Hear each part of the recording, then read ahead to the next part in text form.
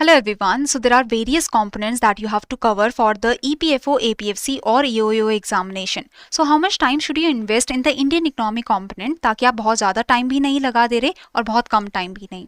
So let's see the optimum time to invest in the Indian economic component for these three conditions. So first of all, अगर आपने RBI grade B, UPSC या NABARD grade A या PFRD grade A ऐसे exams के लिए prepare किया है जिसमें आपने इंडियन इकोनॉमिक टॉपिक्स पहले से पढ़ रखे हैं, like the fiscal policy, monetary policy, balance of payment, measurement of growth, inflation, ये सब टॉपिक्स अगर आपने पहले से पढ़ रखे हैं तो you can invest around 8 to 10 days, 1.5 hour to 2 hours each day, so that you can revise the topics clearly as well as practice the MCQs so that you are not making any mistakes in the examination, as well as cover the current affairs for these topics. Okay, now अगर आप fresher हो जिन्होंने 11th-12th में economics पढ़ रखी है या फिर अपने बैचलर्स में बीकॉम में या बीए में इकोनॉमिक्स पढ़ रखी है, तो you can invest around 10 to 12 days and around 2 to 2.5 hours each day, जिसमें आप रिवाइज करो जो टॉपिक्स आपने कवर कर रखे हैं, like let's say fiscal policy, monetary policy आपने कवर कर रखा है तो उनको रिवाइज करो एंड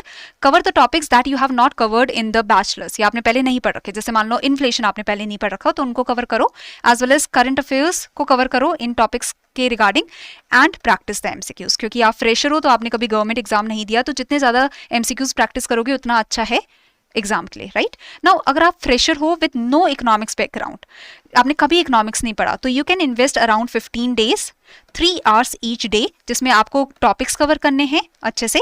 और देखो इस एग्जाम के लिए EPFO, APFC या EOEO एग्जाम के लिए अगर आपके बेसिक्स क्लियर है इंडियन इकोनॉमिक कंपोनेंट में, सो दैट इज इनफ. ठीक है, तो इन टॉपिक्स को बहुत ही बेसिक तरीके से कवर करना है. 11th-12th की NCERT के through you can cover it.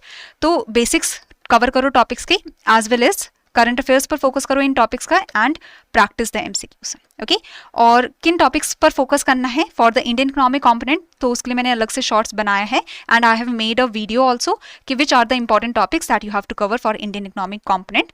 So this is the idea that the time that you can invest for the Indian economic component. तो इसके अराउंड 1-2 दिन ऊपर नीचे हो सकता है, पर उससे ज़्यादा नहीं करना क्योंकि बहुत ज़्यादा भी टाइम इन्वेस्ट मत करो एक कंपोनेंट में. That is the idea. So thank you everyone.